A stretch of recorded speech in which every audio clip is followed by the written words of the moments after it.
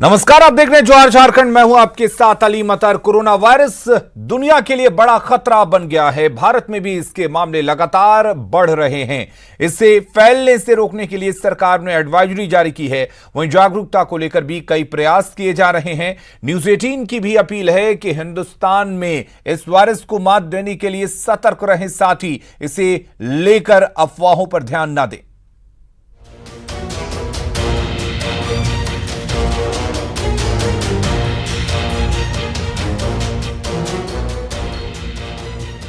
आवश्यक सूचना।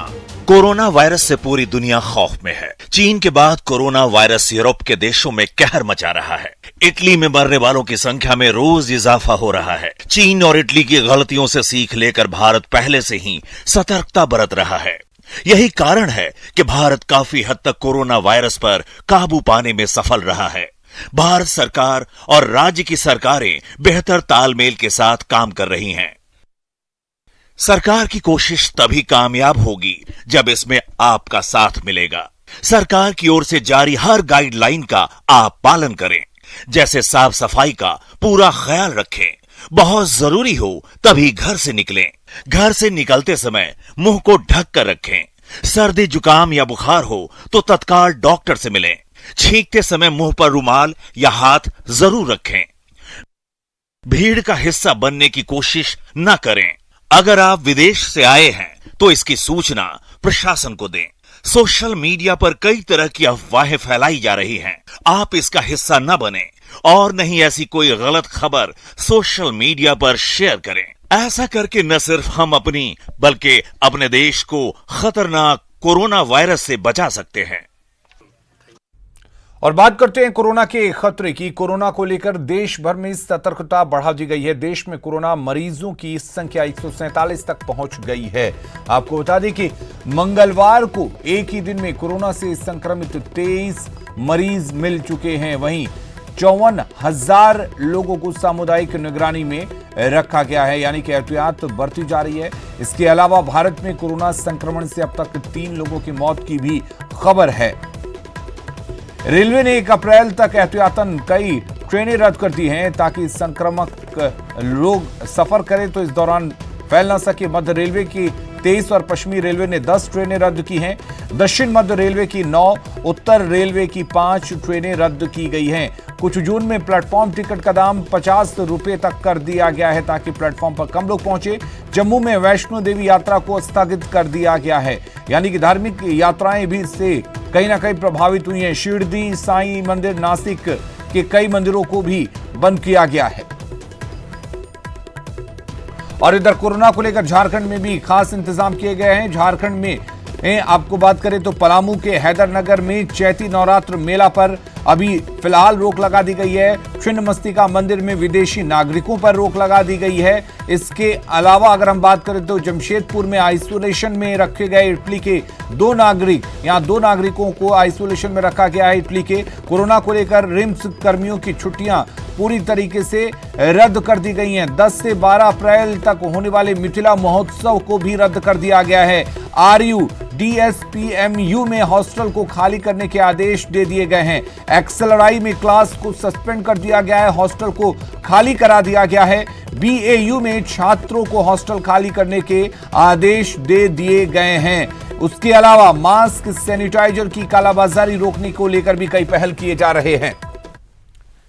और चलिए अब आपको कोरोना के क्या कुछ स्टेज होते हैं वो हम आपको बता देते हैं। दरअसल कोरोना वायरस के 4 स्टेज होते हैं। आपको बता दें कि अभी भारत में दूसरे स्टेज का प्रकोप है और सरकार की कोशिश है कि इसके स्टेज 3 में पहुंचने से पहले ही इसे रोका जाए। आपको बताते हैं कि कोरोना वायरस के 4 स्टेज 1 की अगर हम बात करें तो इस स्थिति में संक्रमण के मामले में वायरस से प्रभावित देशों से आते हैं। इसमें वही लोग संक्रमित पाए जाते हैं जिन्होंने विदेश की यात्रा की होती है।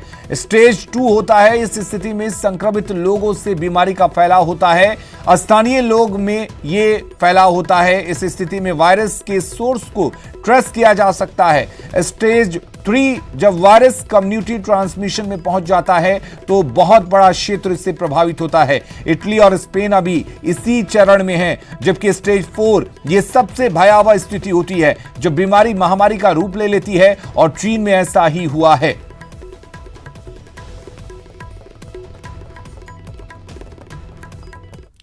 तो कोरोना वायरस को लेकर हर कोई सतर्क है, चाहे आम जनता हो या फिर खास वर्ग, हर कोई सावधानी बरत रहा है। विधानसभा की आज की कार्रवाई के दौरान जब सीएम हेमंत सोरेन सदन में जा रहे थे तो उन्होंने वहां मौजूद स्वास्थ्य कर्मियों के साथ सैनिटाइजर का इस्तेमाल कर अपने हाथ साफ किए। साथ ही आम जनता को भी कोरोना के खिलाफ लड़ाई में स्वच्छता बरतने और सहयोग की अपील की। झारखंड विधानसभा गेट पर सैनिटाइजर और मास्क का इंतजाम किया गया है। हर आने जाने वाले की जांच की जा रही है। वहीं बीजेपी विधायक बिरंची नारायण ने N95 की बजाय विधायकों के बीच सर्जिकल मास्क बांटने का आरोप लगाया है। ऐसे में कोरोना से बचाव के दावों पर सवाल उठ रहे हैं। सरकार हमको ठगने का काम कर रही है, धोखा देने का काम कर रही है। ये N95 स्टैंडर्ड का मास्क नहीं है और जब तक N95 स्टैंडर्ड का मास्क अगर हम नहीं पहनेंगे तो कोरोना से बचाव संभव नहीं है। आखिर सरकार जनता को ठग रही है, हमें तो ठगना छोड़ दे कम से कम। हो सकता है मास्क घट गया होगा विधानसभा में, विधायक जी इस वजह से हम लोग को नहीं मिला, लेकिन हम लोग सतर्क है। भारत सरकार इस पे बड़ी मजबूती से कार्य भी कर रहा है, आप लोग देखा होगा। और निश्चित तौर पर मुझे पूरे विश्वास है कि हम तमाम लोग मिलकर इसे लड़ने के काम करेंगे। और झारखंड विधानसभा में कोरोना से बचाव को लेकर बांटे जा रहे मास्क की क्वालिटी पर बीजेपी विधायकों की ओर से उठाए गए सवालों पर स्वास्थ्य मंत्री ने जवाब दिया है। उन्होंने इस मुद्दे पर विपक्ष को राजनीति से बचने की नसीहत दी। आरोप है तो वो उनका काम है कहना, हमारा काम है करना।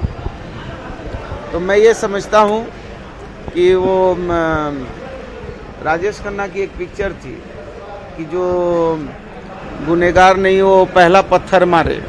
तो इनका जो है 5 साल का हमारी भारतीय जनता पार्टी का डबल इंजन की सरकार का जो कार्यकाल था उसमें उन्होंने 5 साल में क्या क्या सुधार किए। अभी वो 2 महीना की ये सरकार नहीं बनी है कि एकदम जो है अभी तुरंत उनको सारा चीज़ दिखने लगा कि ये गलत है, ये गलत है, ये गलत है। तो मैं समझता हूँ कि उनकी मानसिकता में जरूर उनको चेंजिंग करना चाहिए। हम तो स्वास्थ्य लाभ के लिए जो है सुरक्षा और सावधानी के लिए कर रहे हैं ताकि जो पूरे दुनिया में जो महामारी है उस महामारी से बचाव हो। और कोरोना वायरस से रेलवे को भारी नुकसान उठाना पड़ रहा है। चक्रधरपुर रेल मंडल में बड़ी संख्या में रेल यात्री अपना कंफर्म टिकट कैंसिल करा रहे हैं। पिछले 16 दिनों में चक्रधरपुर रेल मंडल के विभिन्न रेलवे स्टेशनों से 75,155 रेल यात्रियों ने टिकट कैंसिल कराया है, जिससे चक्रधरपुर रेल मंडल को 3 करोड़ 94 लाख रुपए का नुकसान हो चुका है। इसे देखते हुए रेलवे अगले कुछ दिनों में हावड़ा मुंबई रेल मार्ग से गुजरने वाली कई ट्रेनों को रद्द करने का विचार कर रही है। वो लगभग 8,458 टिकट कैंसिल हुआ था, जिसमें 41 लाख रुपए तक रिफंड आया था। और 16 तारीख को फिर 9,000 के आसपास टिकट कैंसिल हुआ है, 9,000। इसमें एक तो जो टाटा छपरा है वो क्यूल में एनआई के चलते कैंसिल है, तो उसका कैंसिलेशन का फिगर भी शामिल है। लेकिन ये हमारे 2,500 के फिगर से काफ़ी ज़्यादा है। जो हमारा एवरेज कैंसिलेशन लगभग 2,500 से 3,500 के बीच में होवर करता था, उससे कई गुना ज़्यादा है। तो ये उसका असर तो अब देखने को आ रहा है और इसीलिए अब जो ट्रेन की सेवाएं हैं उनका एनालिसिस हो रहा है कि कौन कौन सी सेवाएं ज़्यादा प्रभावित हैं। और मुझे लगता है कि कुछ और कैंसिलेशन और ट्रेन का प्लान किया जा सकता है। रांची में कोरोना इफेक्ट के चलते स्कूल और कॉलेजों के साथ साथ तमाम कोचिंग संस्थान भी बंद हैं। तमाम छात्रों को मेल और टेलीफोन के जरिए कोचिंग क्लास बंद करने की सूचना दे दी गई है। वहीं कई कोचिंग संस्थानों की ओर से छात्रों के लिए ऑनलाइन कोचिंग क्लासेस का भी इंतजाम किया जा रहा है।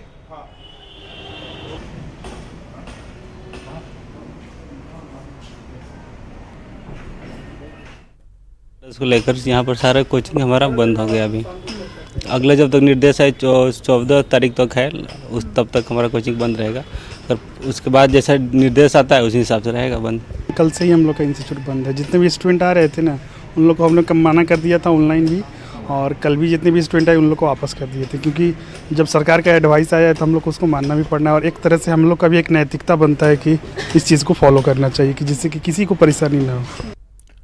सरायकेला में विदेश से आने वालों पर स्वास्थ्य विभाग की पैनी नजर है। विदेश से आए 4 लोगों को होम आइसोलेशन में रखा गया है, जबकि 16 लोगों का होम आइसोलेशन पीरियड खत्म होने पर वो पूरी तरह से स्वस्थ पाए गए। इसके अलावा 7 अन्य लोगों को भी होम आइसोलेशन पर रखा गया है। सिविल सर्जन ने दावा किया है कि स्वास्थ्य विभाग पूरी तरह से मुस्तैद है। कुछ लोगों का बाहर से आने का सूचना मिली है, जिसमें से 7 ऐसे लोग हैं जो अभी निगरानी में हैं। ये आदित्यपुर के रहने वाले लोग हैं सब, और 4 लोग ऐसे मिले हैं जो दूसरे स्टेट में चले गए हैं रहने के लिए, जहां से उनकी निगरानी हो रही है। और आज ही हम लोग को पुनः 6 और ऐसे केस मिले हैं जो आए हैं अभी तत्काल, उन पर हम लोग कि जल्द ही विस्थापन आयोग का गठन होगा। सदन में कांग्रेस विधायक अंबा प्रसाद के इस सवाल का जवाब देते हुए उन्होंने कहा कि पिछली सरकार ने भूमि अधिग्रहण कानून 2013 की अवहेलना की। ऐसे में उनकी सरकार भूमि अधिग्रहण और विस्थापन के साथ साथ मुआवजे को लेकर बेहद गंभीर है।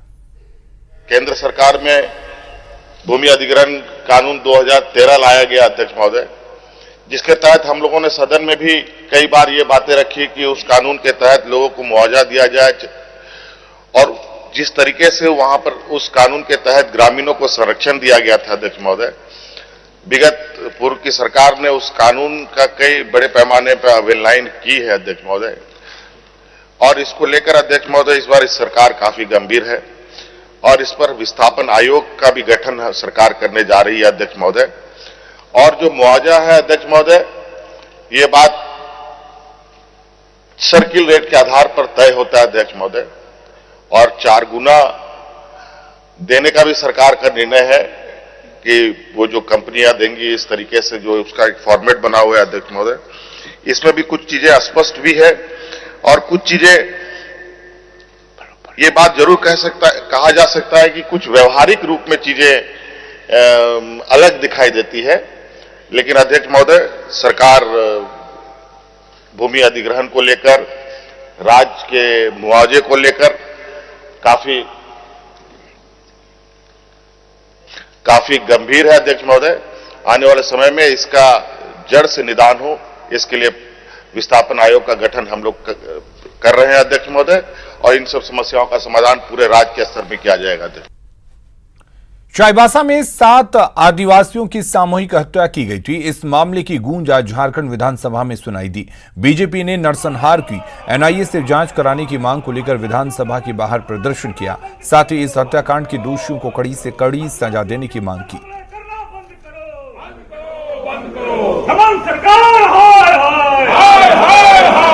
आदिवासी नरसंहार का एनआईए से जांच चाईबासा में नरसंहार हुई और हमारे आदिवासी भाइयों की नरसंहारें हुई है। अभी तक दोषी को गिरफ्तार नहीं किया गया। इस सरकार से हम लोग आज मांग कर रहे हैं कि एनआईए से इसकी जांच होनी चाहिए और दोषी को सजा मिलनी चाहिए। कांग्रेस विधायक इरफान अंसारी आज मृतक तबरेज की पत्नी को लेकर विधानसभा पहुंचे। 17 जून 2019 को तबरेज की हत्या भीड़ की ओर से कर दी गई थी। उन्होंने अब तक तबरेज की पत्नी को इंसाफ नहीं मिलने पर सवाल उठाए। वहीं तबरेज की पत्नी शाइस्ता परवीन ने सरकार से इंसाफ और सरकारी नौकरी की मांग की। उन्होंने कहा कि उसके पास केस लड़ने के लिए भी पैसे नहीं है। इरफान अंसारी के बयान पर बीजेपी विधायक रणधीर सिंह ने कहा कि इरफान के पास अब कोई मुद्दा नहीं रह गया है, लिहाजा वो राजनीति कर रहे हैं। परवीन जो स्वर्गीय तबरेज अंसारी की पत्नी है और कल ये आत्महत्या करने जा रही थी। मुझे मालूम चला, मैं उसके घर गया, मैं उसको बचा के मैं इसको लाया हूँ और मैंने कहा है कि आपको इंसाफ मिलेगा। हमारी सरकार यहाँ बनी है और आज हेमंत सोरेन से मिलकर मैं मांग करूँगा कि इस परिवार को और इस बच्ची को इंसाफ मिले, क्योंकि इसके पास पैसे नहीं है, आर्थिक स्थिति तंगी है और कोर्ट में लड़ने का पैसा नहीं है। वकील को पैसे देने के नौबत नहीं, इसके पास नहीं है। अभी तक मुझे इंसाफ नहीं मिल पाया। इंसाफ के लिए दर दर भटक रहे हैं, मुझे इंसाफ नहीं मिल पा रहा है। इसलिए हम मुख्यमंत्री के पास इंसाफ के लिए और केस लड़ने के लिए हमारे पास पैसे भी नहीं है। इसलिए हम चाहते हैं कि सरकारी मुआवजा मिले और अब तो मेरा कोई सहारा भी नहीं है। इसलिए हम चाहते हैं कि हमको सरकारी जॉब मिले और मेरा केस को फास्ट ट्रैक कोर्ट चलाया जाए और जल्द से जल्द जो दोषी है उनको सजा हो। इनकी सरकार है, जांच करा ले ना, किसी पार्टी या किसी संस्था को बदनाम करने के पहले ये जांच करा ले। और तबरेज अंसारी जी हों, चाहे इस तरह से किसी भी तरह की जो हत्याएं इस राज्य में हुई है, ये किसी के कहने से कोई दोषी नहीं हो जाता है। सांच को आँच किया, आप सीधे इसकी जांच करा लें। जांच में आपकी सरकार है, दूध का दूध पानी पानी करें आप, इसमें राजनीति करने की कौन सी बात हो गई। और छठी जेपीएससी परीक्षा रोकने के साथ साथ एससी, एसटी और ओबीसी को रिजर्वेशन की मांग को लेकर कई परीक्षार्थी आमरण अनशन पर बैठे हैं। इससे पहले ये छात्र 33 दिन तक सत्याग्रह भी कर चुके हैं, लेकिन राज्य सरकार ने कोई ध्यान नहीं दिया। सरकार बनने से पहले जेएमएम ने जेपीएससी में अनियमितता को लेकर आंदोलन भी किया था, लेकिन सरकार बनने के बाद कोई कार्रवाई नहीं हुई। हम लोग 48 घंटा हो गया, कुछ खाए पिए नहीं, अभी तक एक बार डॉक्टर भी नहीं आया है और पूरा बीपी लो और बेहोशी जैसा लग रहा है। लेकिन हम लोग ठान लिए हैं कि जब तक छठी जेपीएससी रद्द नहीं होता है हम लोग जान भी दे देंगे, लेकिन हम लोग यहाँ से उठने वाले नहीं। जेपीएससी में पीटी में आरक्षण नहीं दिया जा रहा, फिर वो कैसे ऐसा हो रहा है? क्या किसकी मजबूरी है, क्या मजबूरी है उनका? वो आकर बता दें कि उनकी मजबूरी ये है, हम नहीं कर सकते, तो हम लोग फिर आशा नहीं करेंगे। और अगली खबर रांची से है, जहां सुखदेव नगर थाना में पोस्टेड एएसआई मिथिलेश कुमार सिंह को रिश्वत लेते उनके बरियातू स्थित आवास से गिरफ्तार किया गया। एएसआई ने 3000 की रिश्वत की मांग की थी, जिसे लेते हुए एसीबी की टीम ने रंगे हाथों गिरफ्तार किया। एसीबी की डीएसपी ने बताया कि दहेज प्रताड़ना के एक मामले में केस मैनेज करने को लेकर लड़की पक्ष से एएसआई ने रिश्वत की मांग की थी, जिसकी जानकारी मिलने के बाद तय प्लान के तहत आरोपी को गिरफ्तार किया गया। देवनगर थाना क्षेत्र का केस है, दहेज से संबंधित केस है, उसमें प्रताड़ना से संबंधित है। उसमें हेल्प करने के लिए इन्होंने पार्टी से 3000 रुपये घूस में मांगे थी। इस अवध में हम लोग टीम के साथ में बरियातू थाना क्षेत्र के बाजार क्षेत्र में गए और मिथिलेश कुमार सिंह 3000 घूस लेते पकड़े थे। गुमला के सुरसांग थाने का अपना भवन नहीं होने के कारण जवानों की परेशानी बढ़ गई है। सामुदायिक भवन में रहकर थाना का संचालन करना पड़ रहा है, और तो और जर्जर भवन किसी भी बड़े हादसे को निमंत्रण दे रहा है।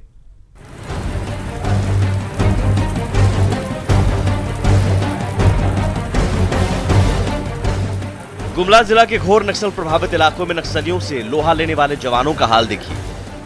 टपकता पानी सामुदायिक भवन में चल रहे थाने की जर्जर स्थिति को दिखा रहा है, और दिखा रहा है यहां रहने वाले जवानों की परेशानी कि कैसे 3 सब इंस्पेक्टर 3 एएसआई के साथ 40 से अधिक जवानों की जिंदगी भगवान भरोसे है।